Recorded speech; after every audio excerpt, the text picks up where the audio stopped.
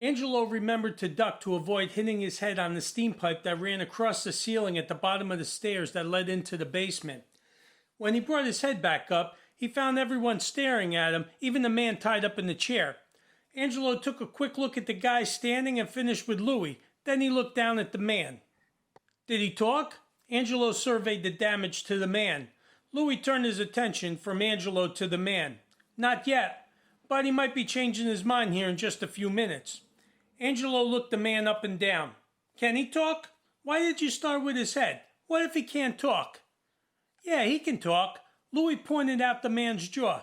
We didn't break anything around his mouth yet. He's still got all his teeth, too. Angelo wasn't in the mood for any bullshit and got straight to the point. All right, put a towel over his face. Louis nodded at one of the other guys, and that guy held a towel over the man's face. Angelo directed the guy to move the towel. Oh, over to the side a little. The guy wrapped the towel around the man's head all the way to behind his ear. Angelo smacked the man in the side of the head with an open hand. What blood and spit that didn't make it into the towel shot off to the side. Keep the towel there. Let him have some time alone to think about what he wants to do here. Angelo nodded Louis over to the back of the basement where they could have a more private talk. Angelo looked back at the man and the guy still holding the towel around the man's face. He hasn't said anything? Nothing, Angelo, but we really didn't get into him yet either. Angelo kept looking at the man. Why did you start with his head? By the time he gets the message, he won't be able to talk. Louis looked over at the man. I thought this guy would start blabbing as soon as we smacked him a few times, but he'll talk. He's about ready. He already pissed his pants. Angelo looked around the basement, then back at Louis. Yeah, well, he better. I don't know why he wouldn't. None of this means anything to him. He's got to be ready to talk. Angelo again looked around the basement, then back at Louis. Let's get him talking. We don't have a lot of time here. Angelo looked back at the man. Let him sit in his piss a while. Make him nauseous. Let him shit himself. That usually makes them see the situation a little more clear. Angelo looked at his watch, then turned to Louis.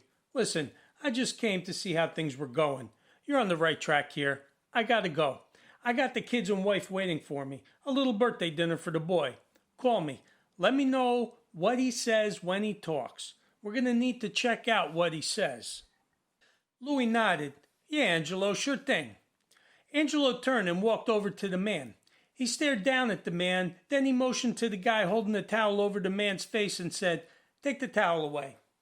Angelo studied the man's bloated, bloody face, then leaned in to have a few words with him. Angelo looked the man in the face, but the man didn't look back. Hey, look at me. Right here. Come here. Look here. The man lifted his head and looked at Angelo with one eye, the other eye swollen closed. Listen to what I have to say. Listen to me here. These guys here, they're your best friends right now.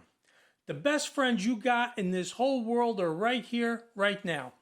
Those dirtballs you associate with, where are they? They don't give a shit about you.